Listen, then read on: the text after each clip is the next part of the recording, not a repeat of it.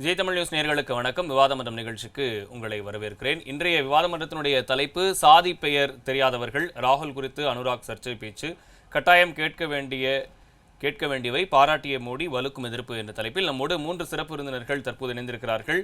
காங்கிரஸ் கட்சியிலிருந்து திரு விஜயகிருஷ்ணா அவர்கள், பாஜகவிலிருந்து தூத்துக்குடி செல்வம், பத்திரிகையாளர் VS ராமன் அவர்கள், திமுகவிலிருந்து கரூர் முரளி சற்று நேரத்தில் இணைய இருக்கிறார். விருந்தினர்களுக்கு வணக்கம்.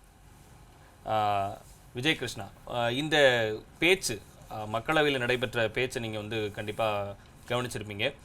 அனுராக் தாக்கூர் மத ரீதியாக மறைமுகமாக தாக்கி பேசியிருக்கிறாரா அப்படின்றது தான் நம்மளுடைய தலைப்புடைய சாராம்சம்.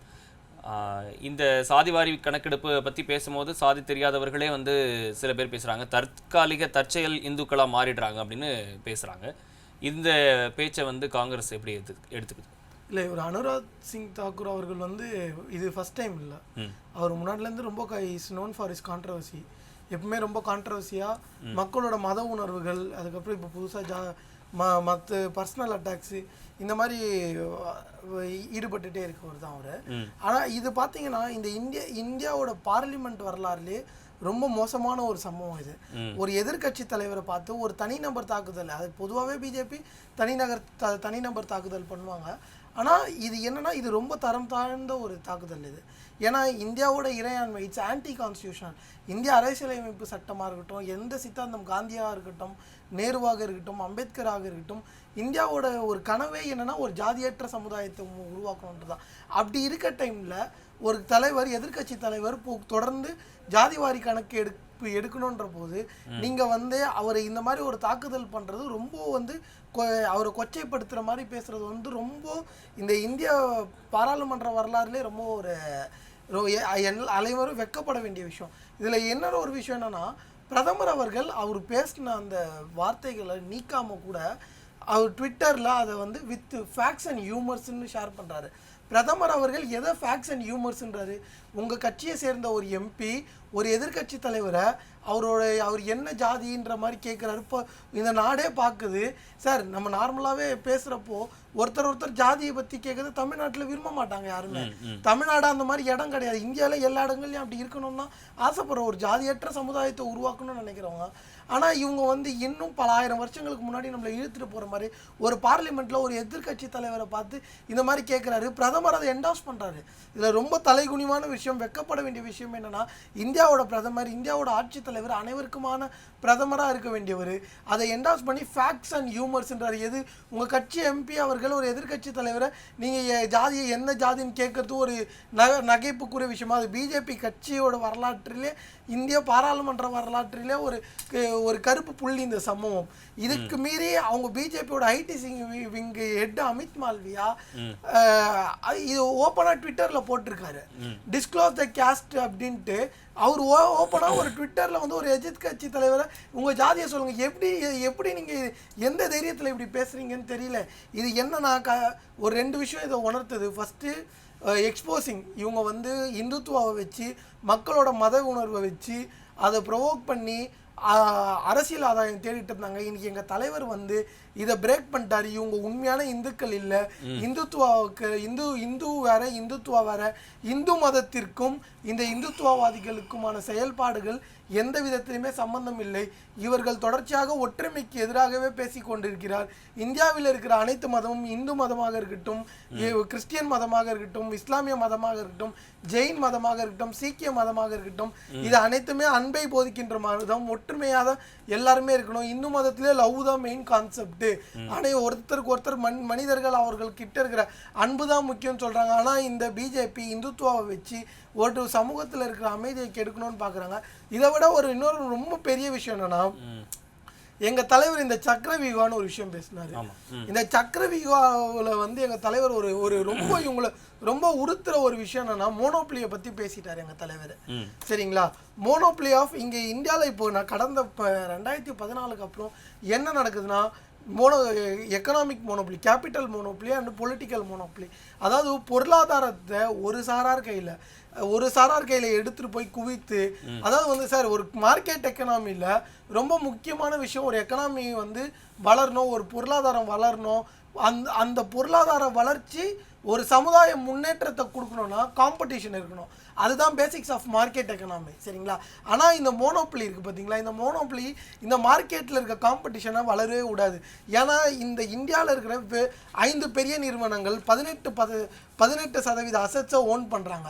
இந்த மோனோப்ளியை நிறுத்தணும். ஏன்னா சார் ஒரு 2 எக்ஸ்ட்ரீம் ஃபிகர்ஸை நான் இங்கே ஒரு கம்பேரிசனுக்கு எடுக்கிறேன்.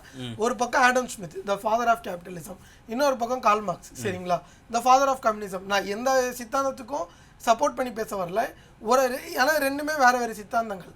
ஒருத்தருக்கு கேபிட்டலிசம், இன்னொருத்தர் கம்யூனிசம். ஆனால் இந்த 2 சித்தாந்தங்களும் ஒரு விஷயத்தில் ஒற்றுமைப்படுவாங்க. என்னன்னா 2 பேருமே அகேன்ஸ்ட் மோனோப்ளிசிசம். கார்ல் மார்க்ஸ் என்ன சொல்கிறாருன்னா, மோனோப்ளி இந்த கேபிட்டலிசம் ஒரு மோனோப்ளி வந்ததுன்னா இந்த மோனோப்ளி தான் வந்து இந்த கேபிட்டலிசத்தையும் பாதிக்கும், அது மனித வளர்ச்சிக்கே தடை விதிக்கும்ன்றார். ஆடம் ஸ்மித் அதை தான் சொல்கிறார், the father of modern capitalism. Adam Smith என்ன சொல்கிறாருன்னா, இந்த மோனோப்ளி வந்து மனிதர் இந்த மார்க்கெட் எக்கனாமி மார்க்கெட்டில் இருக்க காம்படிஷனை வந்து தடை பண்ணும். அதை மீறி ஒரு முதலாளித்துவத்தில் இருக்க மனித மாண்புகளுக்கே ஆபத்து விளைவிக்கும்.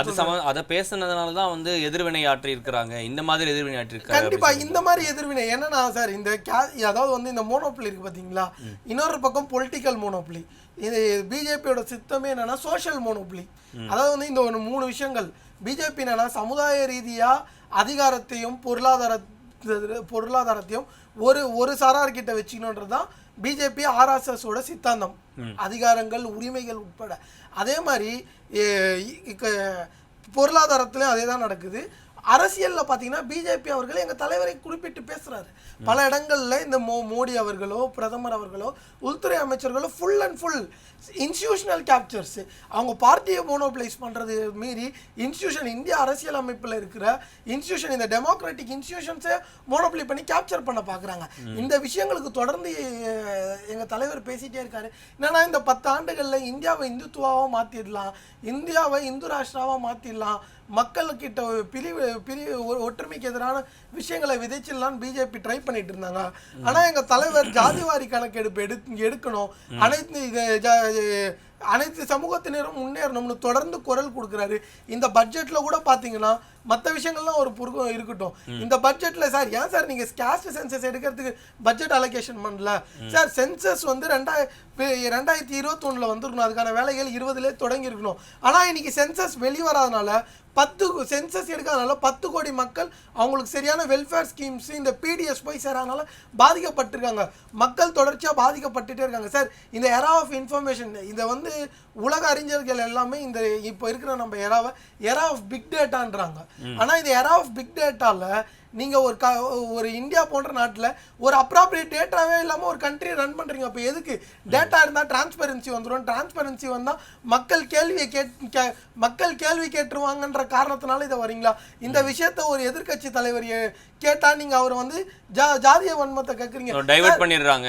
டாலிவுட் சார், ஒருத்தர் வந்து நான் ஜாதியை கடந்து ஒருத்தர் வரனா அது பெருமைப்படக்கூடிய விஷயம் சார். நீங்கள் அதை எப்படி கொச்சையாக பேசுகிறீங்க சார்? அவங்க அந்த குடும்பமே சரி, பண்டிட் ஜவஹர்லால் நேரு, அதுக்கப்புறம் இந்த குடும்பமே ஜாதியை மறுத்த குடும்பம், ஜாதியை விட்டு அனைவரும் இந்தியனா ஒன்றா சேருவோன்னு வந்திருக்க குடும்பம். அதே வழியில தான் எல்லாருமே இருக்கும். இன்னைக்கு ஜாதியை விட்டு ஜாதிய தாக்கங்கள் எல்லாம் மீறி அனைவரும் ஒன்றுபட்டு வந்துடும். நீங்க அதை கொச்சையா பேசுறீங்க சார். அது ஒருத்தர் நாங்க ஜாதியை மீறி வர்றது பெருமையா தான் சார் நினைக்கிறோம். ஜாதி இல்லாம ஒரு ஜாதிய அற்ற சமூகத்தை உருவாக்குறது பெருமையாக தான் நினைக்கிறோம். ஒரு தலைவர் நாங்கள் ஜாதி இல்லை, ஜாதியை மீறி இந்தியனாக ஒற்றுமையாக நிற்கிறோன்றது பெருமையாக தான் சார். நீங்கள் ஏன் சார் அது பேசுறீங்க? இல்லை இது நியாயப்படி பார்த்தா இவர் மேலே பிரதமர் அவர்கள் நடவடிக்கை எடுத்து அவரை டிஸ்குவாலிஃபிகேஷன் பண்ணிக்கணும். இல்லை அட்லீஸ்ட் சார் நேற்று வரைக்கும் சரி அந்த பிரச்சனை நடந்து இத்தனை நாள் ஆகுது, இன்னும் அந்த அவர் பேசுன அந்த ரிமார்க்ஸை வெளியில் எடுத்துட்டீங்களா? இல்லை அது எடுத்தாச்சா? இல்லை எப்போ எடுக்க போறீங்க? எடுத்தீங்களான்னு தெரியல. நான் கடைசியாக செக் பண்ண வரைக்கும் எடுக்கல, நேற்று வரைக்கும் கூட எடுக்கலன்னு நினைக்கிறேன். சரிங்களா? இந்த மாதிரி போயிட்டே இருக்கு. இல்லை அமித் மால்வியா கண்டினியூஸா கான்ட்ரவர்சியில் இருக்காரு. அமித் மால்வியா கண்டினியூஸா எல்லாமே தப்பா பேசுறாரு.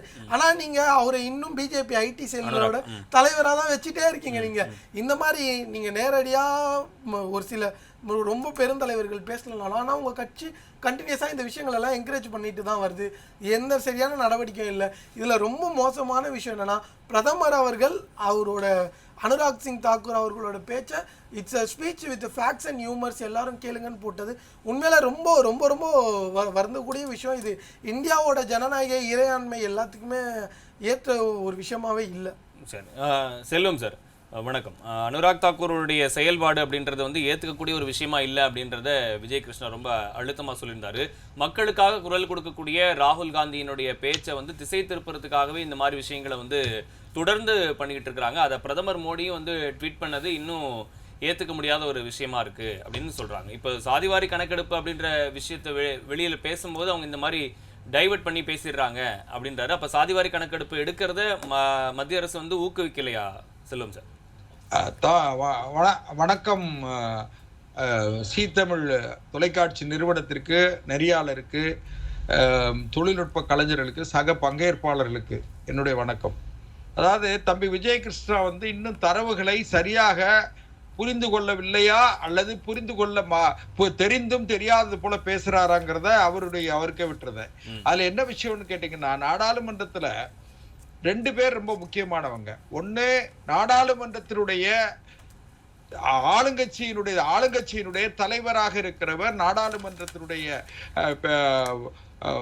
ஆளுங்கட்சி வரிசையினுடைய தலைவராக இருக்கிற பிரதம அமைச்சர், தலைமை அமைச்சர். இன்னொருவர் எதிர்கட்சி தலைவர். இந்த 2 பேருக்கு தான் ரெஸ்பான்சிபிலிட்டி அதிகம். அப்ப எதிர்கட்சி தலைவர் அவர்கள் வந்து பேசும் பொழுது அல்வா கின்றத பற்றி ரொம்ப கொச்சையா அவரு ரொம்ப காமெடி பண்றதா நினைச்சுக்கிட்டு, அல்வா கின்றதுங்கிறது வந்து நான் நிதிநிலை அறிக்கை தாக்கல் செய்வதற்கு முன்பு ஒரு 4-5 நாட்களுக்கு முன்பு இருந்து அந்த அலுவலர்கள் எல்லாம் ஒரு இடத்துல கூடி அதை நிதிநிலை அறிக்கை தயார் செய்த பிறகு அந்த அலுவலர்கள் மிக முக்கியம் என்னன்னு கேட்டீங்கன்னா, ஒரு 6-7 பேர் வந்து வெளியவே போக முடியாது. 4-5 நாட்களுக்கு வெளியே யாரோடும் தொடர்பு இருக்க முடியாது, செல்போன் வச்சுக்கிட முடியாது. இதெல்லாம் உங்களுக்கு எல்லாருக்கும் தெரியும். அதுல அல்வா கின்றதுங்கிறது வந்து நீண்ட காலமாக பட்ஜெட் என்றைக்கு தாக்கல் செய்யப்பட தொடங்கியதோ அந்த காலத்தில இருந்து இன்றைக்கு வரை கடைபிடிக்கப்படக்கூடிய ஒரு மரபு. அது ஒரு வகையான ஒரு நல்ல செய்தின்னு வைங்களேன். அதாவது நிதிநிலை அறிக்கையை தாக்கல் செய்கிற பொழுது ஒரு இனிப்பான செய்திகள் வரும் என்பதை ஒரு சமீட்சையாக சொல்லுவது. அதை மரியாதைக்குரிய எதிர்கட்சி தலைவர் ராகுல் காந்தி அவர்கள் கொச்சையாக பேசி அதுல வந்து யார் என்ன ஜாதிக்காரங்க இருந்தாங்க அப்படின்னு சொல்லி பேசி, அதாவது தம்பி விஜய் கிருஷ்ணா வந்து புரோவோக்கன் பண்றாருங்க அப்படின்னு சொல்றது. அவர் தான் எதிர்கட்சி தலைவர் தான் புரோவோக்கன் பண்ணாரு. சபையை வந்து ஆத்திரப்படுத்தி ஆளுங்கட்சி வரிசையை ஆத்திரப்படுத்தியது மரியாதைக்குரிய எதிர்கட்சி தலைவர் ராகுல் காந்தி அவர்கள். அதனால அதுக்கு பதில் சொல்ல வேண்டிய இடத்துல வந்து ஆளுங்கட்சி தரப்புல மரியாதைக்குரிய எங்களுடைய இளைய தலைவர்களில் முக்கியமானவராக இருக்கிற முன்னாள் அமைச்சர் மரியாதைக்குரிய அனுராக் சிங் அவர்கள் வந்து, முதல்ல நீங்க ஜாதியை பத்தி பேசாதீங்க, முதல்ல நீங்க அதுக்கு ஒரு வாக்குவாதம் வந்த பிறகு அவர் சொல்லுங்க சார், அவர் சொன்ன வார்த்தையை சொல்லுங்க. முதல்ல நீங்க என்ன ஜாதின்னு பார்லிமெண்ட்ல கேட்டார்ல, இவ்வளவு சொன்னீங்களா, அதை சொல்லுங்க. நீங்க அவசரப்படாதீங்க தம்பி, அவசரம். அதாவது அவர் வந்து பேசுறாரு, நீங்க என்ன ஜாதின்னு பேசுறாரு. அதுக்கு பிறகு அதை வந்து அப்பொழுது பொறுப்பு சபாநாயகராக இருந்தவர் அவை குறிப்பில் இருந்து நீக்கியாச்சு. சரி, அதுக்கு பிறகு மறுநாள் வந்து காங்கிரஸ் கட்சியின் சார்பில் பிரிவிலேஜ் நோட்டீஸ் கொடுத்துட்டாங்க, உரிமை மீறல் பிரச்சனை கொடுத்தாச்சு. இப்ப என்னன்னு கேட்டீங்கன்னா, இந்த batteries pending before honourable speaker, சபாநாயகருடைய ஸ்பீக்கருடைய முன்னிலையில இருக்கு. சரி, இது வந்து உரிமை குழு விவாதம் செய்து, உரிமை குழுல யாரெல்லாம் இருப்பாங்கன்னா பெரிய கட்சிகளுடைய, அதாவது முலாயம் சிங் யாதவுடைய கட்சி, சமாஜ்வாடி கட்சி, இப்படி ஒரு 7 எண்ணிக்கைக்கு மேல இருக்கிற நாடாளுமன்ற உறுப்பினர்களை கொண்ட கட்சிகள் அனைத்தும் அதுல உறுப்பினரா இருப்பாங்க. அவங்க எல்லாம் விவாதம் பண்ணி அந்த உரிமை மீறல் பிரச்சனை, உரிமை மீறல் நடந்திருக்கிறதா, அதுக்கு என்ன மாதிரி தண்டனை கொடுக்கணும் அல்லது அதை எப்படிலாம் அதை சமாளிக்கணுங்கிறத அவங்க முடிவெடுப்பாங்க. கம்ப்ளைண்டா போயிருக்கு. ஆனா அனுராக் சிங் தாக்கூர் பேசுனது சரியா அப்படின்றது தானே சார் நீங்க சொல்லணும். நான் இன்னொன்னு கேளுங்களேன், நீங்க ஒன்ஸ் வந்து அது நாடாளுமன்ற, நீங்க வந்து ராகுல் காந்தியை பார்த்து அவர் சொல்லியிருக்கலாம், நீங்க வந்து ஜாதி பத்தி பேசாதீங்க ராகுல் அப்படின்னு சொல்லிட்டு, அவங்க யார் வேணாலும் அந்த அதுல வந்து அதிகாரிகள் வந்து அவங்களோட தகுதியின் அடிப்படையில அந்த 20 பேர் செலக்ட் பண்ணிருக்காங்க. அவங்க வந்து பட்ஜெட்டை தாக்கல் பண்ணிருக்காங்க. கொஞ்சம் அனுமதிங்க. அதாவது ஒரு எதிர்க்கட்சி தலைவர் ஜாதி பத்தி தெரியாதவங்க ஜாதி பத்தி பேசுறாங்க, ஜாதியே தெரியாதவங்க பேசுறாங்கன்னு சொல்றது எந்த வகையில ஏத்துக்க முடியும்னு கேக்குறாங்க. நீங்க அத வந்து சபை வந்து அதை ஏத்துக்கிடல. சபையில இருந்து சபை குறிப்பில இருந்து நீக்கிய பிறகு அதை பற்றி விவாதிப்பதிலே கூட நியாயம் இல்லை என்பது அனுராக் பேசுனது தப்புதான். அனுராக் சிங் அவர்கள் வந்து அனுராக் தாக்கூர் அவர்கள் வந்து பேசியதை சபை குறிப்பில இருந்து நீக்கியாச்சு. அதே நேரத்துல அதுதான் சொல்ல வரும். அப்ப அது தப்பு. அதாவது பிரதமர் அவர்கள் வந்து அதை என்ன எப்படி ட்வீட் பண்ணாங்கன்னா, அத வந்து எங்களுடைய இளைய தலைவர் ஒரு படையினுடைய தலைவன் வந்து தளபதிகளை ஊக்கப்படுத்துவது என்பது அந்த படை வெற்றி பெறுவதற்காக தவறான முன்னுதாரணங்களை ஊக்கப்படுத்துவாரா பிரதமர் அவர்கள்? நீங்க தம்பி குறுக்கிடு, நீங்க பேசும்போது நான் குறுக்கிடல. உங்க டைம் வரும்போது நீங்க பேசிக்கிடுங்க. அப்புறம் அதுல பாரதிய ஜனதா கட்சியை பொறுத்தவரையில ஜாதி மதங்களுக்கு அப்பாற்பட்ட கட்சி. ஏன்னு கேட்டீங்கன்னா, எங்களுடைய பாரதிய ஜனதா கட்சி ஆட்சி அதிகாரத்துல அடல் பிகாரி வாஜ்பாய் இருக்கும் போது இஸ்லாமிய சமூகத்தை சார்ந்த அப்துல் கலாம் அவர்கள் ஜனாதிபதியாக வந்தார்கள். அதே போலவே மரியாதைக்குரிய நரேந்திர மோடி அவர்கள் பிரதமராக இருந்த பொழுதுதான் இருந்த பொழுது ராம்நாத் கோவிந்த் என்கிற பட்டியல் சமூகத்தை சார்ந்தவர் வந்தார். அதே போலவே இப்பொழுது மரியாதைக்குரிய திரௌபதி முர்மு அவர்கள் வந்து பழங்குடியின சமூகத்தை சார்ந்தவரை கொண்டு வந்தது யாருன்னா பாரதிய ஜனதா கட்சி. இதுல ஒரு பக்கம். இன்னொன்னு, காங்கிரஸ் கட்சி தம்பி சொன்னாங்க ஜாதிவாரி இடஒதுக்கீடு, அந்த ஜாதிவாரி கணக்கெடுப்பு எல்லாம் சொன்னாங்க. நான் என்ன சொல்றேன்னா, மொத்தம் 77 வருடங்கள் சுதந்திரம் பெற்று 77 வருடங்கள் ஆயிருக்கு. 77 வருடத்துல 60 வருடங்கள் காங்கிரஸ் கட்சி தான் ஆட்சியில் இருந்தது. அதிலும் பண்டித நேருவினுடைய குடும்பம் ஏறக்குறைய 60 வருடங்களில் 2 வருடங்களை தவிர மற்ற வருடங்களில் எல்லாம் பண்டித நேருவும் அம்மையார் இந்திரா காந்தி அவர்களும் ராஜீவ் காந்தி அவர்களும் நரசிம்மராவ் அவர்களும் மன்மோகன் சிங் இப்படித்தான் இருந்து காங்கிரஸ் கட்சியை சார்ந்தவர் தான் இருந்திருக்காங்க. அப்படி இருக்கும்போது இவங்க ஏன் ஜாதிவாரி கணக்கெடுப்பை நடத்தல? ஜாதிவாரி கணக்கெடுப்பை நடத்தணும்னு சொன்னா மத்திய அரசு மரியாதைக்குரிய உள்துறை அமைச்சர் கூட சொல்லியிருக்காங்க, நாங்கள் ஜாதிவாரி கணக்கெடுப்பை நடத்துவதற்கு எதிரி இல்லை என்று உள்துறை அமைச்சரே சொல்லிட்டாங்க. அதுக்கு பிறகு வயநாட்டுல மிகப்பெரிய அளவில ஒரு இயற்கை கோரத்தாண்டவம் ஆடி இருக்கிறது. அந்த தொகுதியினுடைய நாடாளுமன்ற உறுப்பினராக இருந்த ராகுல் காந்தி அவர்கள் அதற்கான கடந்த காலத்தில் அதை தடுக்க முயற்சி எடுக்கல. அப்படிப்பட்ட நிலையில நாடாளுமன்றத்தில் இப்படிப்பட்ட ஒரு சர்ச்சைக்குரிய பேச்சை பேசி நாடாளுமன்றத்தினுடைய போக்கை சர்ச்சையா பேசினாரு அப்படின்னு சொல்றீங்களா? கண்டிப்பா ராகுல் காந்தி அவர்கள் எந்த வரியை வந்து நீங்க மென்ஷன் பண்றீங்க? ராகுல் இந்த விஷயத்தை தான் இப்படி பேசிட்டாருன்னு சொல்லி அதிகாரிகள் வந்து இந்த சமூகத்தை சேர்ந்தவர்களா இல்லாம இருக்கிறாங்கன்னு சொல்றாங்களே, அதை சொல்றீங்களா? அதே சொல்லி இருக்க வேண்டாம்ல. நீங்க ராகுல் காந்தி அவர்கள் வந்து அல்வாக்கின்றது வந்து அந்த அல்வா மேட்டரை விட்டுருங்க, இந்த இதுக்கு வந்துருங்க. நம்ம அந்த மத்திய பட்ஜெட்ல 20 அதிகாரிகள் பணியாற்றி இருக்கிறார்கள். ஆனால் பிற்படுத்தப்பட்ட பட்டியலின பழங்குடியின சமூகத்தை சேர்ந்தவர்கள் ஒருவர் கூட இடம்பெறவில்லை அப்படின்னு ஒரு வார்த்தையை சொல்றாரு. நீங்க அப்போ சொல்றீங்களா? இல்ல, ராகுல் காந்தி அவர்கள் வந்து எப்பவுமே என்ன கேட்டீங்கன்னா, அவர் கூட பாரத் ஜோடோ நியாய யாத்திரா நடத்தும் போது கூட இப்படித்தான் போற இடங்களில் எல்லாம் பாத்தீங்கன்னா ஒரு நிருபர்கிட்ட கூட கேட்டாங்க, நீங்க வந்து சிவபிரசாத் தானே, நீங்க எந்த பத்திரிக்கை, உங்க பத்திரிகையுடைய உரிமையாளருடைய ஜாதி என்ன ஜாதி, ஓசியா பிசியா எஸ்சியா இப்படி கேட்டவங்க. அதனால ராகுல் காந்தி அவர்கள் இன்னும் கூட முதிர்ச்சியோடு ஒரு எதிர்க்கட்சி தலைவருக்குரிய ஜனநாயக கடமையை சரியா ஆற்றலைங்கிறது என்னோட கருத்து. அதுல இன்னொரு விஷயம் கேட்டீங்கன்னா, பாரதிய ஜனதா கட்சியை குறை சொல்லக்கூடிய தகுதியோ அந்த தார்மீகமா வந்து காங்கிரஸ் கட்சி இருப்பதாக நான் நினைக்கல. ஏன்னு கேட்டீங்கன்னா, 1952 காலங்களிலேயே வந்து டாக்டர் பாபா சாஹேப் அம்பேத்கர் அவர்கள் கூட நேருவோடு முரண்பட்டு அவர் வந்து காங்கிரஸ் கட்சியிலிருந்து வெளியே வந்தார் சார். அமைச்சரவையில ராஜினாமா செய்துவிட்டு வெளியே வந்தாரு. இன்னும் சொல்ல போனா அவரை தேர்தல் நிற்க வைத்து தோற்கடித்தார்கள். அதற்கு பிறகுதான் அவர் வந்து நான் வந்து வேற மதத்துக்கு போறேன்னு சொல்லி பௌத்தத்தை தழுவினார்.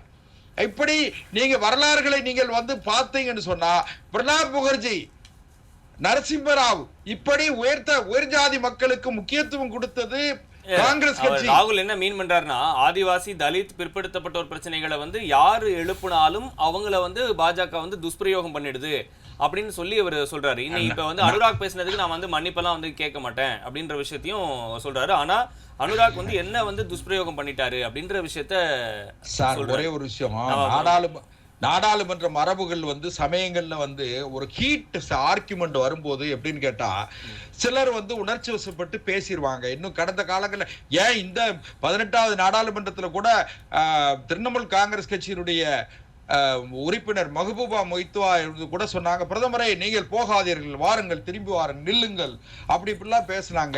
இதெல்லாம் மரபுகளுக்கு உட்பட்டதா? அப்படி கிடையாது. பிரதமருக்கு வேற அலுவல்கள் இருக்கும், அவங்க போவாங்க. அதனால இதெல்லாம் வந்து சில நேரங்கள்ல அதீதமான இன்னொன்னு கேட்டீங்கன்னா, நாடாளுமன்றத்தில் ஒரு உறுப்பினர் பேசுகிற பொழுது ஆதரவு தெரிவிக்கிற வகையில சேம் சேம் அப்படிம்பாங்க. இதெல்லாம் வந்து என்னன்னு கேட்டீங்கன்னா, நாடாளுமன்றத்துல சில உறுப்பினர்களுடைய அதிகமா பேசும்போது இருக்கு சார். தனிப்பட்ட விஷயத்துல அவர் எந்திரிச்சு நின்னு பேசும்போது இப்படி பதில் சொல்லலாமா? இல்ல இன்னொன்று அவரே தொடங்கி வச்சதே ராகுல் காந்தி. செல்வம் வந்து சாதி ஆதரிக்கிறாரா இல்லையா? நான் என்ன சொல்றேன்னு கேட்டீங்கன்னா, சாதியே இருக்க கூடாது, அவ்வளவுதான். ஆமா, பொது சிவில் சட்டம் சாதி பேர் தெரியாதவங்க எல்லாம் எதுக்கு சாதி பத்தி? இப்ப நான் வந்து சாதி இல்ல, நான் திறந்துடுறேன், எனக்கு சாதி வேண்டாம்னு சொல்லிட்டு நான் திறந்துடுறேன். செல்வம் திறந்துடுறாரு. ஆனா நான் வந்து இன்னொருத்தருக்காக போய் இந்த விஷயத்த வந்து பேசுறேன், நீங்க வந்து சாதி அடிப்படையில வந்து அவருக்கு வந்து ஒரு இடஒதுக்கீடு அப்படின்னு நான் பேசும்போது, நீ தான் அதை விலக்கிட்டே, நீ எதுக்கு அதை பத்தி பேசுற அப்படின்னு நம்ம சொல்ல முடியுமா சார்? மரியாதைக்குரிய நெறியாளர் அவர்களுக்கு தெரியாது கிடையாது. சாதி வேண்டான்னு சொல்லக்கூடிய நாம அந்த மனநிலையில் இருந்தா கூட இன்னைக்கும் கூட தேர்தல் நடைமுறைகளை பாருங்க, ஒரு தொகுதியில பெரும்பான்மை சமூகத்தை சார்ந்தவர்களைத்தான் எல்லா கட்சியுமே வேட்பாளர் அனுப்பாட்டுறாங்க, எல்லா கட்சிகளுமே. அப்ப எங்க ஜாதி ஒளிஞ்சிருக்கு? பள்ளிக்கூடத்துல போன உடனே நீங்க என்ன ஜாதி, உங்க சாதி சான்றிதழை இணைத்திருக்கிறீர்களான்னு கேட்காங்க. அதனால என்னன்னு கேட்டீங்கன்னா, சாதி இரண்டொழிய வேறில்லை சாற்றுங்கால் நீதி வலுவா நெறிமுறையில் இட்டார் பெரியார் இடாதார் இழிகுலத்தோர்ங்கிறதுலாம் அது முன்னால சொல்லி வச்சது. நாம இன்னும் சாதி ஒழிய வேண்டும் என்று நினைக்கிற நாம் உள்பட, நீங்கள் நான் உள்பட, ஆனால் அந்த கட்டமைப்புகளுக்குள்ளே சிக்கிச்சது சின்ன பின்னமாகி அந்த கட்டமைப்புக்குள்ள மாட்டிக்கிட்டு இருக்கும் போது எந்த சாதிக்காரங்களும் எவ்வளவு பேர் இருக்கிறாங்கன்ற ஒரு கணக்கெடுப்பு எடுத்தா அந்த கட்டமைப்பை வந்து இன்னும் வலுப்படுத்தியோ இல்ல வந்து அதனுடைய அமைப்பை மாத்தியோ அந்த சாதிவாரி கணக்கெடுப்பு மூலமா அந்த இடஒதுக்கீடு மத்த பிரச்சனைகள் எல்லாம் வந்து சரி செய்யலாம்ல. அதை வந்து ஏன் முன்னெடுக்க மாட்டேங்கிறீங்க? அதை பேசினா வந்து துஷ்பிரயோகம் பண்றீங்க அப்படின்னு காங்கிரஸ் சொல்றாங்க. இல்ல ஒரே ஒரு விஷயம் கேட்டீங்கன்னா, 1980ல காங்கிரஸ் கட்சி ஆட்சியில் இருக்கும் போது மண்டல் கமிஷன் அறிக்கையிலேயே ஓபிசி மக்கள் 52% இருக்காங்கன்னு சொன்னாங்க காங்கிரஸ் ஆட்சியில. அது மரியாதைக்குரிய ராகுல் காந்தி அம்மையார் இந்திரா காந்தி அம்மா இருக்கும் போது 77 இருந்து 80 மிசா முடிஞ்ச பிறகு நடத்தின அமைக்கப்பட்ட மண்டல் கமிஷன் அறிக்கையில 52% ஓபிசியில இருக்காங்கன்னு சொல்லி கணக்கெடுத்தாங்க. ஆனாலும் கூட இன்றைக்கு இருக்கிற அரசியல் சூழல், இப்போ ஒரு உதாரணத்துக்கு நீங்க இப்போ தமிழ்நாட்டு அரசு மாதம் 1000 ரூபாய் வந்து உதவித்தொகை கொடுக்காங்க. அந்த கிட்டத்தட்ட 1.25 கோடி மக்களுக்கு கொடுக்காங்க. அந்த 1.25 கோடி மக்களுக்கு கொடுக்கும் போதும் தரவுகள் எல்லா தரவுகளையும் பெற்றுத்தான் அதை வந்து அவங்க டேட்டா வந்து ரெடி பண்றாங்க. இப்ப இதே மாதிரி மாநில அரசு வந்து சாதி, அதாவது கேஸ்ட் சென்சஸ் எடுக்க முடியாது தவிர சர்வே எடுக்கலாம். ஆமா, எடுக்கலாம். அந்த இதுல இப்ப பீகார் அரசு கூட, மரியாதைக்குரிய நிதிஷ்குமார் அரசு கூட, அவங்க சென்செக்ஸ் எடுக்காம அவங்க ஜாதிவாரி கணக்கெடுப்பு எடுத்ததாக சொல்லி 65% இடஒதுக்கீட்டை அவர்களே அறிவித்ததுனாலதான் உச்ச நீதிமன்ற வரையில போய் அது தடை செய்யப்பட்டது, தள்ளுபடி செய்யப்பட்டது. அதே நேரத்துல மரியாதைக்குரிய அம்மையார் ஜெயலலிதா அவர்கள் இங்க தமிழ்நாட்டில் முதலமைச்சரா இருக்கும் போது 69% இடஒதுக்கீட்டை அறிவித்து அரசியல் சட்டத்தினுடைய 9வது பட்டியல்ல அதை சேர்த்துட்டாங்க சாமர்த்தியமா. அரசியல் சட்டத்தோட 9வது அட்டவணையில் அதை சேர்த்ததுனால இப்ப நம்ம வந்து மாநில அரசால வந்து சாதிவாரி கணக்கெடுப்பு நடத்த முடியாது அப்படின்றதுதான ஃபேக்ட். இல்ல நீங்க அத கூட சர்வே எடுத்து அது ஆய்வு. அதாவது இப்போ ஒரு ரூம்ல ஒரு 30 பேர் இருக்கிறாங்க. அந்த 30 பேருக்கு வந்து நம்ம சாப்பாடு கொடுக்க வேண்டியது இருக்கு. அந்த 30 பேர் ஒரு ஃபேமிலியா இருக்காங்க. ஒரு குடும்பத்துல ஒரு 5 பேர் இருக்காங்க, ஒரு குடும்பத்துல ஒரு 4 பேர் இருக்காங்க. அப்படி நம்ம ஒரு ரூம்ல ஒரு 30 பேர் இருக்காங்கன்னு வச்சுப்போமே. இப்போ இவங்களோட டேட்டாவை நம்ம எடுத்து வச்சுக்கலாம், ஆனா நான் உங்களுக்கு சாப்பாடு கொடுக்க கூடாது அப்படின்ற மாதிரி இருக்கு. நீங்க சர்வே எடுத்துக்கலாம், அதுக்குள்ள 30 பேர் இருக்கலாம் அப்படின்றது வந்து நான் எடுத்துட முடியும். ஆனா அவங்களுக்கு சாப்பாடு கொடுக்கறத வந்து கணக்கெடுப்பு நடத்தி மத்திய அரசு தான் கொடுக்க முடியும், அந்த பவர் வந்து ஸ்டேட் கவர்மெண்ட் கிடையாது அப்படின்றத உச்சநீதிமன்றம் தெளிவா சொல்லுது. அதாவது நீங்க ஒரே ஒரு விஷயம், நான் எதுக்கு அந்த சர்வேவை எதுக்கு நான் எடுத்து வச்சுக்கணும்னு கேக்குறேன். நாங்க இன்னொரு விஷயம் கேட்டீங்கன்னா, மாநில அரசுகள் வந்து அவர்கள் பொறுப்புல இருந்து தள்ளி அந்த பொறுப்புகளை கடந்து போறதுக்காக 10.5% இடஒதுக்கீடு பாட்டாளி மக்கள் கட்சி கேட்டுக்கிட்டு இருக்காங்க. சரி, அதை இப்ப மறுபடியும் பாட்டாளி மக்கள் கட்சி அதை தீவிரமாக கேட்டுக்கொண்டிருக்கிற காரணத்தால் அப்ப இப்படி இந்த நெருக்கடிகள் இருந்து தள்ளி அதாவது நெருக்கடிகளில் இருந்து தவிர்த்து விடுவதற்காக மாநில அரசு என்ன செய்யறது, மத்திய அரசு மேல பொறுப்பு போடுறாங்க. நீங்க அவசரப்படாம இருக்கணும். மத்திய அரசாங்கம் 18வது நாடாளுமன்றம் இப்பதான் அமைக்கப்பட்டிருக்கு, 1 மாசம் முடிஞ்சிருக்கு. நீங்க அதுக்குள்ளேயே வந்து ஒரு இஷ்யூவை உண்டு பண்ணி நாடாளுமன்றத்தை ஸ்தம்பிக்க வைக்க வேண்டும் அல்லது நாடாளுமன்றத்தினுடைய நடவடிக்கைகளை சீர்குலைக்கணுங்கிற நோக்கத்தோட மரியாதைக்குரிய ராகுல் காந்தி அவர்கள் திட்டமிட்டு அவருக்கு ரொம்ப காலத்துக்கு பிறகு, நான் யாரை குறைச்சு மதிப்பிட்டு பேசக்கூடிய மனநிலை உள்ள அந்த அப்படிப்பட்ட பழக்கம் இல்லை, இருந்தாலும் சொல்றேன், 2 முறை கடந்த 10 ஆண்டுகள் வந்து காங்கிரஸ் கட்சி எவ்வளவு ஒரு 130-135 ஆண்டு கால வரலாறு உள்ள காங்கிரஸ் கட்சி கடந்த 10 ஆண்டுகளில் எதிர்க்கட்சி அந்தஸ்து கூட பெற முடியல.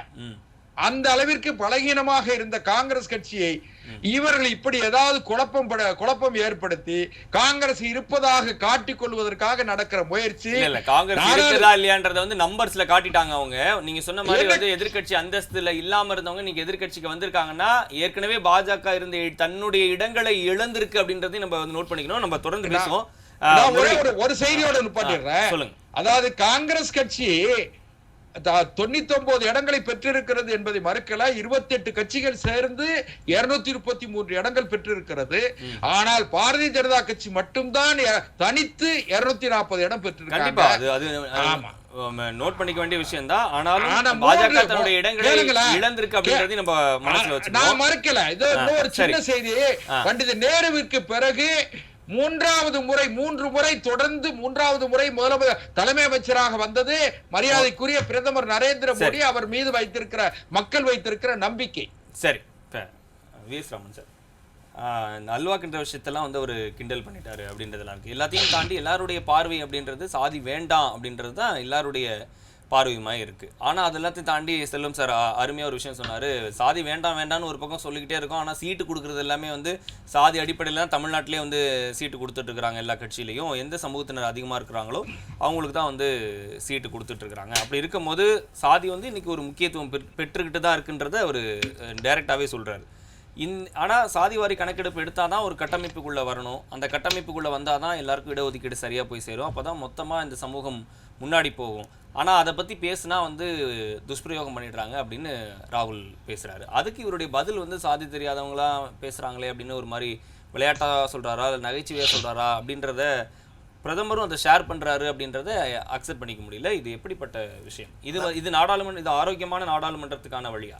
ஆரோக்கியமான நாடாளுமன்றம் தான். அனுராக் தாக்கூர் அவர்கள் பேசின கருத்திற்கு, அந்த பேச்சுக்கு உத்வேகம் கொடுத்து பிரதமர் சொன்ன அந்த வார்த்தையும் கரெக்டான வார்த்தை தான். இப்போ தூத்துக்குடி செல்வம் அவர்கள் சொன்னதில் உண்மையான வார்த்தை, அதில் அது மாறுபட்ட கருத்துக்கள் யாருக்குமே கிடையாது. காரணம் என்ன, அவர் சொல்கிறது மாதிரி அண்ணன் தூத்துக்குடி செல்வம் சொன்ன மாதிரி இன்றைக்கி அரசியலை பொறுத்த வரைக்கும் உள்ளாட்சி மன்ற தேர்தல், சட்டமன்ற தேர்தல், நாடாளுமன்றம் எதுவாக இருந்தாலும் ஜாதியினுடைய பின்பலத்தை வச்சு நீ கேட்குற தொகுதியில் உன் சமுதாயத்துக்காரன் எவ்வளோ இருக்கிறாங்க, அடுத்த கட்டமான அந்த ஜாதி எவ்வளோ இருக்குது, எவ்வளோ செலவு பண்ணுவான், கட்சி எவ்வளோ கொடுப்பேன், இதெல்லாம் வச்சு தான் அவங்க சீட்டு கொடுக்குறாங்க. இல்லைன்னு சொல்ல முடியாது.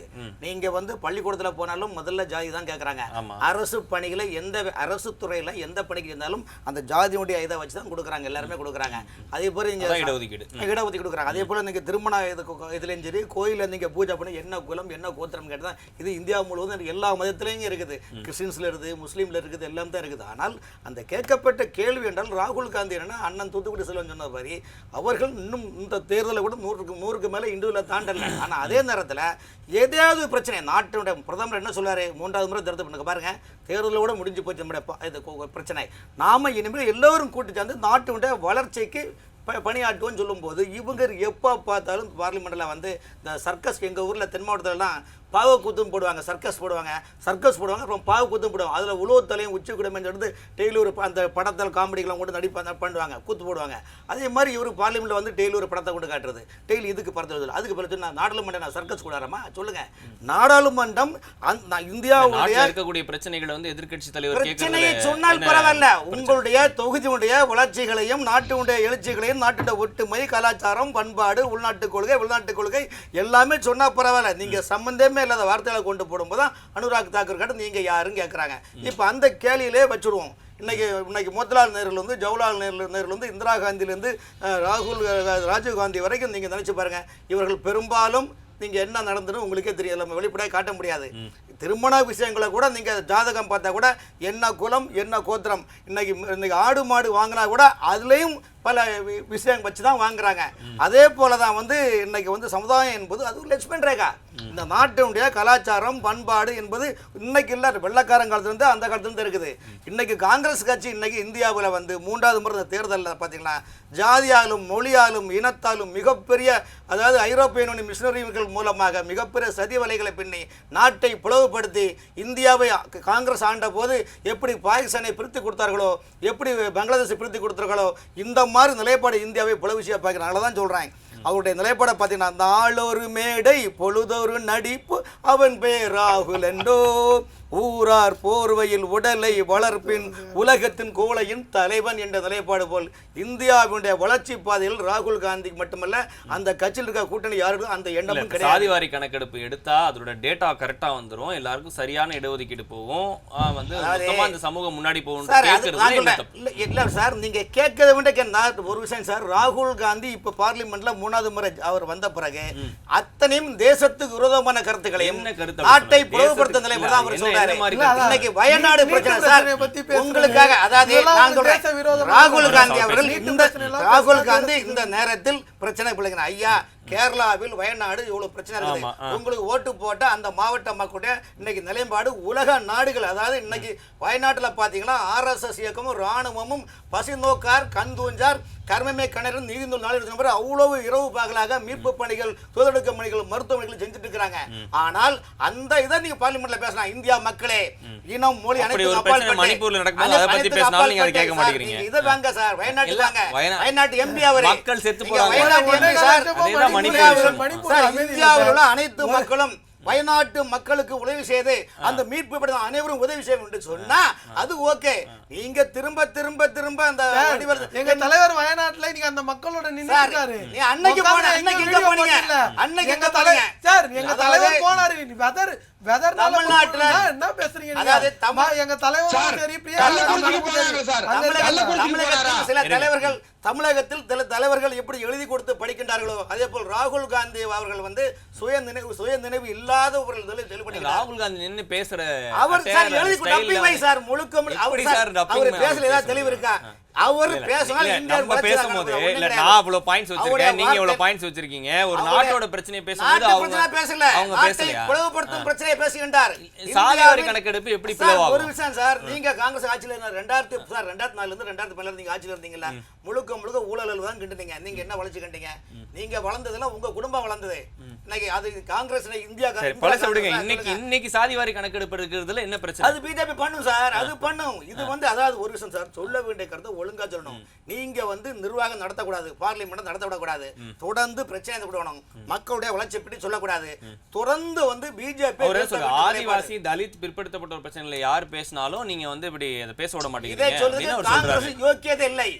இதை சொல்றதுக்கு காங்கிரஸ் காரணம் என்றால் இன்னைக்கு பழங்குடியின மக்கள், தலித் மக்கள், இஸ்லாமிய மக்கள் அனைவருக்கும் ஜனாதிபதி பதவி கொடுத்து பாஜக வந்து அழகு பார்த்து இந்த நாட்டுக்கு பெருமை சேர்த்துள்ளது சார். அது நீங்க புரிஞ்சுட்டீங்க. ஒரு சின்ன திரும்ப சொல்றேன், வயநாடு மீட்பு விஷயத்துல பாத்தீங்கன்னா உலக நாடுகள் மிகப்பெரிய வல்லரசு நாடுகளே அந்த வயநாட்டு மீட்பை பற்றி எவ்வளவு பாராட்டுறாங்க தெரியுமா, எவ்வளவு ஆச்சரியப்படுறாங்க.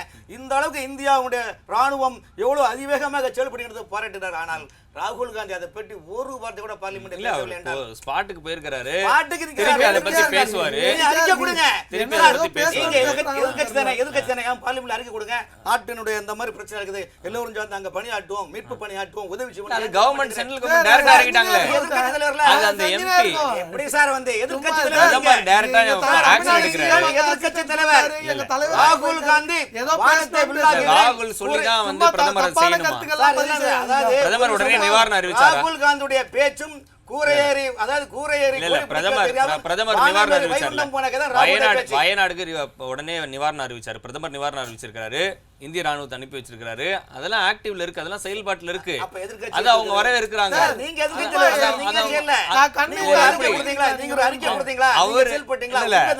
அதுக்கெல்லாம் முன்னாடியே அவங்க ஆக்ஷன் எடுத்துட்டாங்க சார். அரசாங்கம் எடுக்க சார். ஆமா, இவர்களுக்கு அதான் ஒரு விஷயங்களுங்க. அரசாங்கம் எதை செய்யலையோ அதான் அவர் கேள்வி கேட்கிறாரு. அதெல்லாம் செஞ்சுட்டு இருக்கு சார். இவர்களுக்கு டெய்லி பார்லிமெண்ட்டை குழப்பணும், பிஜேபி கவுக்கணும், சரி, ஆட்சிக்கு வரணும், நடக்க போறதும் கிடையாது. சரி, ஓகே. முரளி சார் வணக்கம், நிகழ்ச்சியில் இணைஞ்சிருக்கீங்க. இந்த உரையாடல்களை வந்து கேட்டுட்டு இருந்திருப்பீங்க. அனுராக் தாக்கூருடைய பேச்சு வந்து சர்ச்சையாக இருக்குது அப்படின்னு பேசிகிட்டு இருக்கிறோம். அதில் வந்து இவங்க தூத்துக்குடி செல்வமும் விஎஸ் ராமன் அவர்களுடைய கருத்து வந்து ஆமாம், அவர் சொன்னதில் ஒன்றும் தவறு இல்லை, ஆனால் ராகுல் தான் வந்து இந்த பிரச்சனையை வந்து கிளப்பியிருக்கிறாரு அப்படின்ற விஷயத்த முன்வைக்கிறாங்க. வயநாட்டுக்கு போகாமல் இங்கே வந்து இந்த பிரச்சனையை வந்து எதுக்கு பேசிகிட்டு இருக்கிறாரு அப்படின்னு ஒரு வாதத்தையும் முன் வச்சிருக்கிறாங்க. உங்களுடைய பார்வை. நாடாளுமன்றத்தில் விவாதத்தில் எதிர்க்கட்சி தலைவர் அவர்கள் பேசுகிற பொழுது நாம் நாடாளுமன்றத்தினுடைய உறுப்பினராக இருக்கிற அனுராக் தாக்கூர் அவர்கள் நீங்கள் என்ன ஜாதி என்று கேட்டது தவறானது. ஏனென்று கேட்டால் நேருவின் பரம்பரை, மோதிலாலின் நேருவினுடைய பரம்பரை, நாட்டிற்காக 3 பிரதமர்களை உருவாக்கி தந்த கட்சி, ஒரு பாரம்பரியமிக்க ஒரு கட்சியில் குடும்பத்தில் வந்த ஒரு தலைவர், எதிர்க்கட்சி தலைவர், ஜாதிவாரி கணக்கெடுப்புகளை பற்றி பேசுகிற பொழுது நீ என்ன ஜாதி என்று கேட்பது நல்லதா? அது எப்படிப்பட்ட வார்த்தை என்பது உங்களுக்கே தெரியும். நாடாளுமன்றம் என்பது நாட்டு மக்களுடைய பிரச்சனைகளை அலசி ஆராய்வதற்காக இருக்கக்கூடிய ஒரு களம். அந்த களத்திலே ஆளுகின்ற அரசாங்கம் செய்கிற தவறை ஒரு எதிர்க்கட்சி தலைவர் சுட்டிக்காட்டி இதை செய்ய வேண்டும் என்று சொல்கிற பொழுது நீ என்ன ஜாதி என்று ஒரு முன்னாள் மத்திய அமைச்சர், இந்நாள் நாடாளுமன்ற உறுப்பினர் ஒரு எதிர்க்கட்சி தலைவரை பார்த்து இப்படி ஒரு கேள்வியை கேட்கிறார் என்றால் இது நாகரிகமான கேள்வியா என்பதுதான் என்னுடைய கேள்வி. ஏனென்று கேட்டால் ஒரு எதிர்க்கட்சி தலைவர் என்பவர் ஆளுங்கட்சியை சரியாக வழிநடத்தக்கூடிய தகுதியும் ஒரு எதிர்க்கட்சி தலைவருக்கு இருக்கிறார்.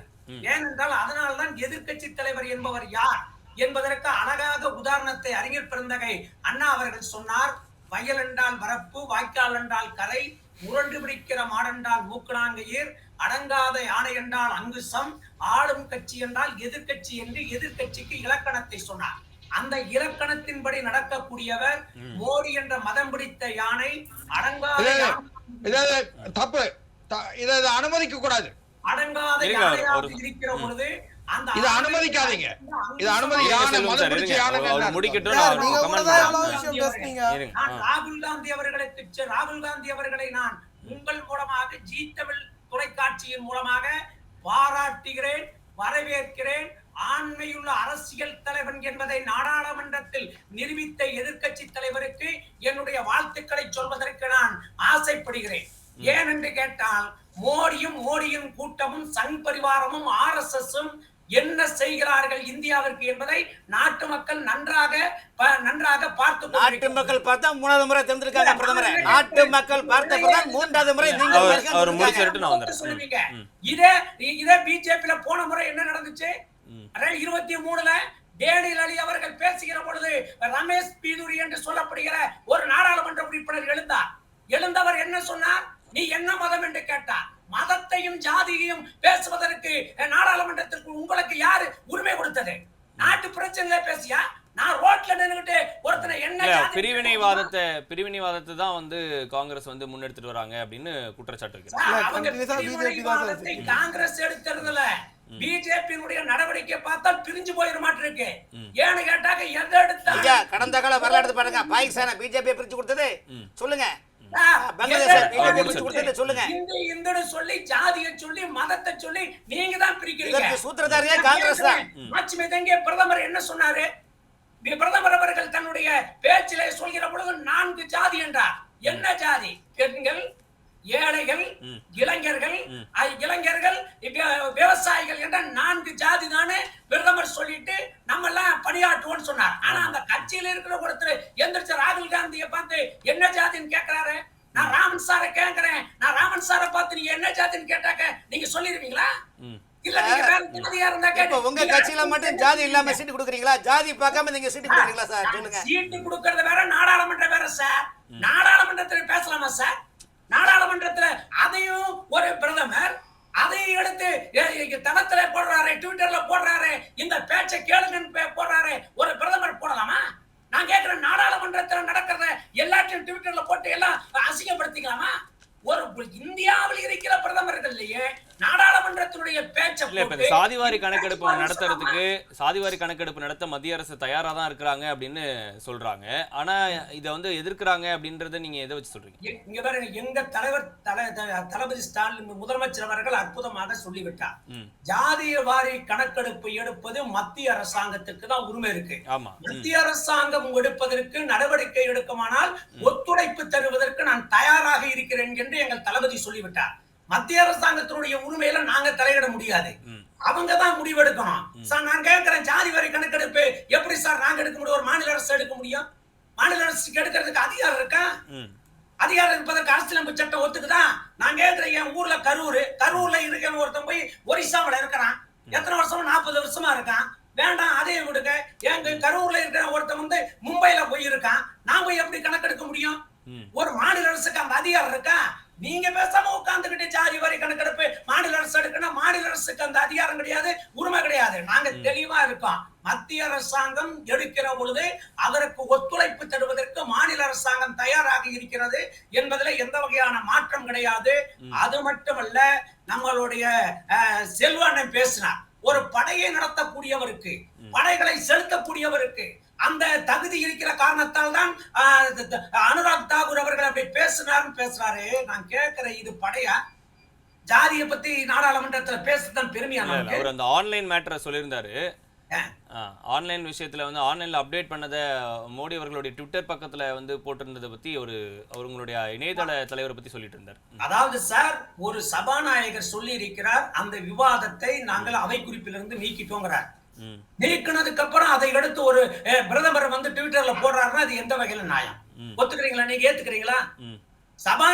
சபையே வேண்டாம் நிராகரித்த ஒரு செய்திய நீங்க ட்விட்டர்ல போட்டு நீங்க போடுறீங்கன்னாக்க அது என்ன ஒரு பிரதமர் உடைய செயலா இது?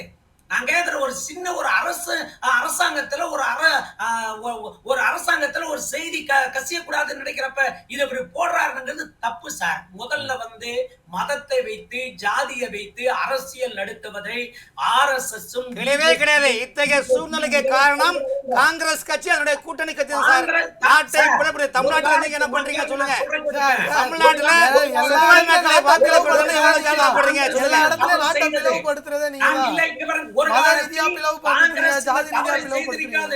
காங்கிரஸ் தவறு செய்ததனால் காங்கிரசுக்கு நாட்டு மக்கள் பாடம் புகட்டி விட்டார்கள்.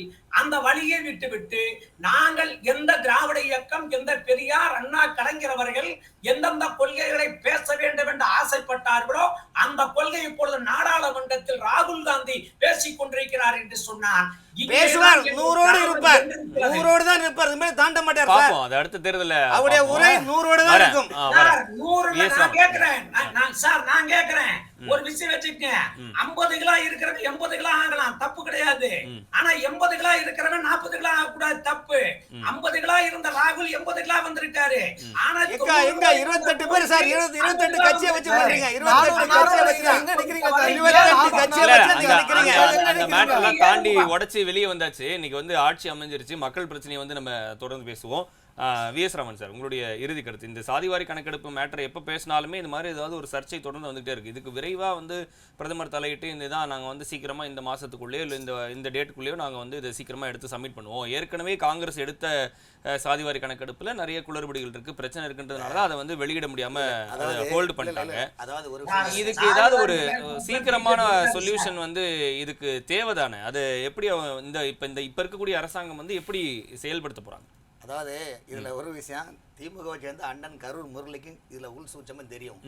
நீங்கள் சமுதாயத்தை அடைப்பட தேசிய அளவில் எந்த சமுதாயம் மெஜாரிட்டி இருக்குன்னு உங்களுக்கு தெரியும்.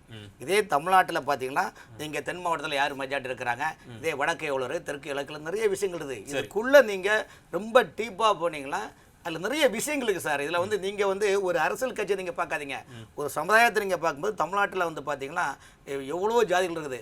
ஆனால் லிமிட்டட் உள்ள சின்ன சின்ன மைனாரிட்டியான சமுதாயம் கூட இருக்குது. ஸோ இதில் என்ன ஆகும்னா இதில் பிரச்சனைகள் வரும்னா இப்போ காங்கிரஸ் வந்து எதிர்கட்சி வந்துட்டு இந்த கருத்துக்களை சொல்கிறாங்க. ஆனால் இதே கருத்துக்களை காங்கிரஸும் ஆளுங்கட்சியில் இருந்தால் இன்னைக்கு திமுக என்ற மனநிலையில் உள்ளதோ அதே போல் அவர்களும் அந்த மனநிலை ஆகுவார்கள். ஏற்கனவே காங்கிரஸ் வந்து ஜாதிவாரி கணக்கெடுப்பு எடுத்திருக்கிறாங்க. அதுல அவங்களுக்கு வந்து எடுக்க மாட்டோம்ன்ற அன்னைக்குள்ள நிலைமை வேற, இன்னைக்குள்ள மக்களுடைய நிலைமை வேறு, அன்னைக்குள்ள மக்கள் நிலைமை வேறு. அன்னைக்கு இருந்த மாதிரி ஜாதி சங்கம் அன்னைக்கு பெருசா கிடையாது. இன்னைக்கு அப்புறம் நீ எங்க பார்த்தாலும் ஒவ்வொரு ஜாதிக்காரனும் ஒரு சங்கத்தை வச்சு அரசியல் பின்பற்றல நிற்கிறாங்க. இதுல பாதிக்கப்படுவது சாதாரண மக்கள் பாதிக்க கூடாது என்பதுல அரசு அந்த விஷயத்துல எத்தனை நாள் நம்ம வந்து அதுல இருக்கு சார். ஒரு விஷயம் சார், இதுல வந்து சாதிவாரி கணக்கெடுப்பு சார் ஒரு சார் சாதிவாரி கணக்கு எடுப்பாங்க. அதுக்குன்னு சில வழிமுறைகள் பண்ணதுல சில பட்ஜெட்னால் அலுவா கிண்டும் இந்தியாவோட பாரம்பரிய கலாச்சாரம். அதே போல வந்து இந்த விஷயத்தை பொறுத்த வரைக்கும் சில வழிமுறைகள் சட்ட வல்லுநர்களை பிடித்து எப்படி பண்ணுவோம் அதை வச்சு தான் பண்ண முடியாது. எடுத்தேன் கவுத்துன்னு இதை பண்ணக்கூடாது, பண்ண முடியாது சார். அவர் சொல்லுவார் நேட்ல வந்து நோட்டு செல்லாது அப்படின்னு சொல்லும் போது அப்படி கிடையாது. இதை பண்ணக்கூடாது என்பதில் பிஜேபி கடுகுல எண்ணம் இல்லை. ஆனால் இதுக்கு பின்னாடி இன்னைக்கு வந்து எங்க பார்த்தாலும் ரசிகர் மன்றம் எப்படி மோசமா கொடி கட்டி பிறகுதோ அதே போல இன்னைக்கு ஜாதிக்கு ஒரு கட்சி, ஜாதிக்கு பல சங்கங்கள் வச்சு உள்ளுக்குள்ள நிறைய குழப்பங்கள் குழம்பு கிடைக்கும் சார். சில விஷயங்கள் கண்டிப்பாக பாஜக அரசு இந்த 5 ஆண்டுகள் எடுக்கும் சார், எடுக்கும். அதுக்குள்ள சட்டத்திட்டங்களை வழிமுறையோடு கண்டிப்பாக சென்சர் கணக்கு எடுப்பாங்க. சரி, கணக்கெடுப்பு எடுக்க மாட்டாங்க, பிஜேபி எடுக்காது. சார் சொன்ன ஒரு முரளி சார் ஒரு நிமிஷம். சார் இப்போ ராமன் சாரோட குரல் வளம் அளவுக்கு கருத்து வளம் இல்ல, சரிங்களா? அப்படி நினைக்காதீங்க, அது உங்களுக்கு அதுக்காக நீங்க பாட்டு வேற போடல, நீங்க பாடல்ல கருத்து சொல்வாரு. 2011 காங்கிரஸ் ஆட்சியில ஜாதிவாரி கணக்கெடுப்பு எடுத்தாங்க, அதை ரிலீஸ் பண்ணாதது பிஜேபி. நீங்க அதை பண்ண வேண்டியதானே. இன்னைக்கு வந்து ஏதோ கதை சொல்றாரு, 2011 அப்போ வேற நிலைமை, இன்னைக்கு வேற நிலைமை. அப்போ இந்த நிலைமை மோசமாகிறதுக்கு யார் காரணம்? எப்படி காங்கிரஸ் காரணம் சார்? நீங்க 2014 இருந்திருக்கீங்க, இன்னைக்கு ஜாதிய கடந்த 10 வருஷத்துல அவங்க ரிலீஸ் பண்ணிருக்கணும்னு பண்ணிருக்க வேண்டியதானே நீங்க சார். இன்னைக்கு வரைக்கும் சரிங்க சார், நீங்க நார்மல் சென்சஸ் எடுக்கல, கேஷ் சென்சஸ் இந்தியா ஃபுல்லா ஒரு பெரிய இஷ்யூவா போயிட்டு இருக்கு. உங்க கூட்டணியில இருக்கிற என்ன பிரச்சனை? ராகுல் காந்தி அனுராக் தாக்கர் பிரச்சனை, அதுக்குள்ள இதுல சூட்சம் இருக்கு சார். அவங்க பதில் சொல்லல சார். ராகுல் காந்தி ஏன் பதில் சொல்லல சொல்லுங்க? அனுராக் தாக்கர் பதில் சொல்லிருக்காரு. என்ன பதில் சொல்லலாம்? பாராளுமன்றத்துல என்ன சொல்லிருக்காரு சார்? தரமற்ற கேள்வி கேக்குறாரு, என்ன பதில் சொல்லுங்க? சும்மா பதில் சொல்லுங்க சார், பதில் சொல்லுங்க. பள்ளிக்கூடத்துல சொல்றீங்க, வேலைவாய்ப்புல சொல்றீங்க, ஆளுமுள்ள பதில் சொல்லுங்க. ஆதிவாசி தலித் பிற்படுத்தப்பட்டோர் பிரச்சனைகளை பேசும்போது என்ன துஷ்பிரயோகம் பண்ணிட்டாங்க அப்படி பதில் சொல்றாரு. அவருக்கு பதில் ரியாக்ட் பண்றாரு. ஜாதிக்கு சொல்ல சொல்றீங்க சார். அவர் சொல்லுங்க இல்ல பதில் சொல்லுங்க. அனுராக் கேட்டாரு பிசின்னு சொல்லணுமா எம்பிசி சொல்லணும். ராகுல் காந்தி வரைக்கும் கடந்து வந்த பாதைகளை 5 தலைமுறை அந்த பிரச்சனையை பேசுறாங்க. இதுக்கு விளக்கம் சொல்லுங்க. இல்ல அந்த பிரச்சனையை பத்தி பேச வாங்க போயிருக்காங்க. இல்ல அனுராக் எப்படி சொல்லிருக்கலாம்னா, ராகுல் சொல்றதுல இதுதான் பிரச்சனை. அதாவது 20 அதிகாரிகள் இருந்திருக்காங்க அந்த பட்ஜெட் தாக்கல் பண்ணும்போது, பட்ஜெட் தயாரிக்கிறதுல அதுல இந்த சமூகத்தை சேர்ந்தவங்க எல்லாம் இல்ல அப்படின்னு சொல்லும் போது அனுராக் எப்படி பதில் சொல்லிருக்கணும்? இந்த அதிகாரிகள் வந்து அவங்களுடைய படிப்பு அவங்களுடைய தகுதியை வச்சு அந்த இடத்துக்கு ராகுல் வந்து இதை வச்சு சும்மா இருக்கிற சங்க ஊதி கெடுக்கலான்னு அவரு ஐடியா நினைச்சாரு. ஆனா என்ன ஆகி போச்சுன்னா அனுராக் தாக்கூர் கேட்ட கேள்வி பதில் சொல்ல முடியல. இல்ல அனுராக் கேட்டது சரியான்றதுதான் இங்க மேட்டர். யாருமே சாதி ராகுல் தவறான கேள்விக்கு அவர் எப்படி பதில் சொல்லுவாருன்னு கேக்குறோம். அது எப்படி சொல்ல முடியாதுங்க? அது ஏங்க சொல்லுங்க செல்வம் சார். நான் ஒரு கேள்வி கேக்குறேன், எனக்கு அண்ணன் ராமன் பதில் சொல்லணும். சொல்லுங்க முரளி சார். மோடிங்கிறது ஜாதியா பேரா? சொல்லுங்க. அதாவது கேக்குறாரு குஷபாபு தாக்கரே என்பது ஜாதியா பேரா? நான் கேட்கிற கேள்விக்கு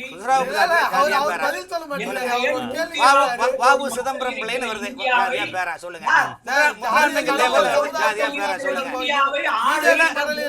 அதாவது சில பேர் அந்த ஜாதி பேரை தன்னுடைய பேரோட சேர்த்து வச்சிருக்காங்க. ஏற்கனவே இப்போ அவர் சொன்ன மாதிரி ஏற்கனவே அதுலதான் ஒரு பெரிய ஏற்கனவே issue. குஜராத் அந்த பிரச்சனை வந்தது சொல்லி மோடி- அதுக்குள்ள போகாண்டாம். அது எப்படி போகாம இருக்க முடியும்? இல்ல சார், மோடி அப்படின்னு சொல்றதுலதான் ஒரு பெரிய பிரச்சனையாகி ராகுலுக்கு ஒரு பெரிய இது நரேந்திர சொல்றீங்க. மோடி நரேந்திரன் நீங்க சொல்றேன். ராகுலை பார்த்து நீங்க என்ன சாதி அப்படின்னு கேக்குறது என்ன? அதுக்கு சார் கேட்கற பேர் சொல்லிட்டு போக வேண்டியதானே? எப்படி சார் நீங்க அப்ப சார், மோடின்ற இது சாதியவே இவர் வந்து அசிங்கப்படுத்திட்டாரு அப்படின்னு சொல்லி சும்மா சார், பேசுனீங்க. இல்ல சும்மா சார் இது அதாவது சரி. ஏதாவது ஆ, விதமான முடிச்சிடலாம். பிரச்சனை நிறைய இல்ல. அவர் சொன்னது சரி. இன்னொன்னு இன்னொன்னு சார். வர செல்வம் சார் வரேன் திரு வரேன். செல்வம் அடுத்து அவர்கள் மட்டும் திரு செல்வம் அவர்கள் சொன்னதுக்கு ஒரே ஒரு விஷயம் நான் சொல்றேன். தரவுகளை நீங்க தயவு செஞ்சு செக் பண்ணி பாருங்க. இந்திரா காந்தி அம்மையார் இல்லைன்னா மண்டல் கமிஷனே கிடையாது. இதை நான் சொல்லல. மண்டல் கமிஷன் நான் முழுசா படிச்சவன். போய் மண்டல் கமிஷன் ரிப்போர்ட் இன்ட்ரடக்ஷனை பாருங்க சார். என் பேச்சை கேட்க வேணாம். மண்டல் கமிஷன் ரிப்போர்ட் இன்ட்ரடக்ஷனை பாருங்க. அன்னை இந்திரா காந்தி இல்லைன்னா இன்னைக்கு மண்டல் கமிஷன் ரிப்போர்ட்டே கிடையாது. என்ன பண்ணீங்க? சார் இருங்க. என்ன பண்ணீங்க? உங்க டைம் வரும் சொல்லுங்க. திரு அனுராக் தாக்கூர் அவர்கள் இம்மேச்சூர் பொலிட்டிஷியன் பல டைம்ல அவர் நிரூபிச்சிருக்காரு. இன்னைக்கு என்ன கேள்வியை எழுதுனா, பிரதமர் அவர்களோட அரசியல் முதிர்ச்சியை பத்தி ஒரு கேள்வி எழுது. இந்தியாவோட சித்தாந்தம், இந்தியாவோட இறையாண்மை, நம்ம அனைவரும் ஒரு ஜாதியற்ற ஒரு இந்தியாவையும் ஒரு வளமான இந்தியாவையும் உருவாக்கணும்னு இன்னைக்கு பாடுபடுறோம். ஆனா பிரதமர் அவர்கள் அனுராக் சிங் தாக்கூர் பேசின ஒரு தரமற்ற பேச்சுக்கு இந்த மாதிரி ஒரு ட்வீட் போட்டிருக்காரு. இந்த மாதிரி ஒரு மனநிலை உள்ளவங்க தரமற்ற பேச்சு அல்ல, தரமான பேச்சுக்கு பிரதமர் வாழ்த்து சொல்லியிருக்காரு. ஜாதி தரமான பேச்சா? ஜாதி தரமான அப்ப சரி, நான் சொல்றேன் சார். காங்கிரஸ் இந்தியில இருந்து திமுக நான் யாரையும் ஜாதி பார்த்து சீட்டு கொடுக்க மாட்டாங்க, நான் யாரும் சீட்டு கொடுப்பேன்னு சொல்ல தயாரா? பாராளுமன்றத்துல கேக்குறது வேற. நீங்க மோடி அந்த மேட்டர் அந்த பிரச்சனை வேற இந்த பிரச்சனை வேறன்னு சொன்னீங்க. காங்கிரஸ் சொல்ல தயாரா? பேசுறாங்க. இன்னைக்கு தன் உயிரையும் துச்சமென நினைச்சு எங்க தலைவர் ராகுல் காந்தியும் சரி, அம்மை பிரியங்கா காந்தி அம்மையாரும் சரி வயநாட்டுல நின்னுட்டு இருக்காங்க. இன்னொன்னு கேரளா சீஃப் மினிஸ்டர் பினராயி விஜயன் அவர்கள் எங்களுக்கு ஜூன் 30க்கு முன்னாடி வரைக்கும் எந்த அலர்ட்டுமே வரலன்னு சொல்லிட்டு இருக்காரு.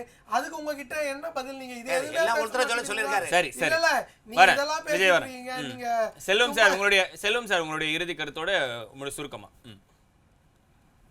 தம்பி விஜய் கிருஷ்ணா அதாவது முரண்பட்ட தகவல்களே சொல்லிட்டு இருக்க. 23ஆம் தேதியே மத்திய அரசாங்கத்தினுடைய அந்த தட்பவெப்ப நிலையை ஆய்வு செய்யக்கூடிய மெட்ராலஜிக்கல் டிபார்ட்மெண்ட்ல இருந்து மிக கடுமையான மழை வரும் என்று எச்சரிக்கை செய்தும் கூட அந்த மாநில அரசு அலட்சியமாக இருந்தது ஒரு காரணம். ரைட். ஒண்ணு. இன்னொன்னு, மோடிங்கிறது பேரா ஜாதியான்னாங்க. நான் என்ன சொல்றேன், ராகுல்ங்கிறது ரைட்டு, காந்திங்கிறது என்ன சார்? சோனியா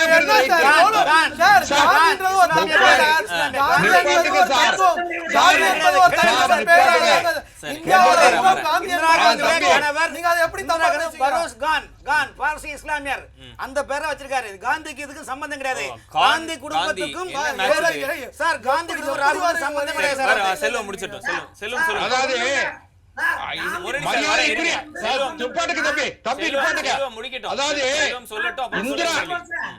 அதாவது இந்திரா பிரியதர்சினி என்பது மரியாதைக்குரிய இந்திரா காந்தி அம்மாவோட பேரு. இந்திரா பிரியதர்சினி அவங்க இந்திரா காந்தின்னு வச்சுக்கிட்டாங்க. ராஜீவ் ராஜீவ் தான், அவர் ராஜீவ் காந்தின்னு வச்சுக்கிட்டாங்க. சோனியா அம்மா பேரு அது இத்தாலி பேரு, மேரி அண்டைனோ மொய்னோங்கிறது. ஆனா அவங்க இந்தியாவுக்கு வந்த பிறகு சோனியா காந்தின்னு வச்சுக்கிட்டாங்க. அதனால நீங்க உங்க சௌரியத்துக்கு சில செய்திகளை டைவர்ட் பண்ணி எங்கேயோ போற மாதிரி இருக்கு. அதாவது சார் மோதிலால் நேரு ஜவஹர்லால் நேரு வருது இல்லையா? இல்ல என் பேர் இல்ல என்கிட்டே வாங்கல. இல்ல நானே சொல்றேன். ராஜன் என் பேர் சுரேஷ் ராஜன்றதுல ராஜன் பேரா ஜாதியான்னு கேக்குற மாதிரி இருக்கு. வேண்டாங்க, நான் என்ன மோடிக்கு அவர் கேட்டார்ல தூத்துக்குடி செல்வம்னு பேர் வச்சுக்கிட்டு தூத்துக்குடி ஜாதியா அப்படின்னு கேக்குற மாதிரி இருக்கு சார். வரேன். நண்பர் முரளி கேட்க போய் தான் இந்த வாதம். நான் என்ன சொல்றேன், இதான் இப்ப எங்களை தூத்துக்குடிக்கும் கரூருக்குமே ஒரு நல்ல இது போயிட்டு இருக்கு. நன்றி செல்வம் சார், பேசலாம். அதாவது அவங்க இத தொடங்கி வச்சதுனால நான் பதில் சொல்ல வேண்டிய நிலைமை வந்தது. சரி முரளி சார், உங்களுடைய இறுதி கருத்து. சார், நம்மளுடைய நாட்டினுடைய பிரதமர் பிஜேபி ஜாதிவாரி கணக்கெடுப்பு எடுக்காது. எடுக்கவே எடுக்க மாட்டாங்க. எடுக்கணும்னு சொல்லிட்டு தானே இருக்காங்க. ஏன் எடுக்க மாட்டேங்கிறாங்கன்னு சொல்றீங்க? எடுக்க மாட்டாங்க சார். இப்ப எடுக்க மாட்டாங்க. என்ன காரணத்தினால எடுக்க மாட்டாங்க? என்ன காரணம்னு சொல்றீங்க? ஏன் எடுக்க மாட்டார்கள் என்றால், ஜாதிவாரி கணக்கெடுப்பு எடுத்தால் 3% மட்டும் இருக்கிற மக்கள் 88% பணக்காரர்களாக வர முடியாது. 97% மக்களாக இருக்கிற மக்கள் 11% பணக்காரர்களாக தான் உலகத்தில் இந்தியாவில் இருக்காங்க. இதான் உலக ஆய்வறிக்கை சொல்லுது. ஆகவே 3% மக்களை பாதுகாப்பதற்கு ஜாதிவாரி கணக்கெடுப்பு எடுக்க அங்கலாய்ப்பு பேச்சு சார். இது முழுக்க முழுக்க அங்கலாய்ப்பு பேச்சு. இது அங்கலாய்ப்பு பேச்சு. முடிக்கட்டும் சார். எடுக்க மாட்டார்கள். அது மட்டுமல்ல, வயநாட்டை பத்தி ரொம்ப கரிசனப்பட்டு 2 பேர் பேசினாங்க. எங்க அண்ணன் செல்வம் பேசினாரு, இன்னொரு அண்ணன் பேசினாரு. வயநாட்டுல மழை பொழிந்து விட்டால் அந்த மக்களை காப்பாற்றக்கூடிய கடமை ஒரு பிரதமருக்கு இருக்கு.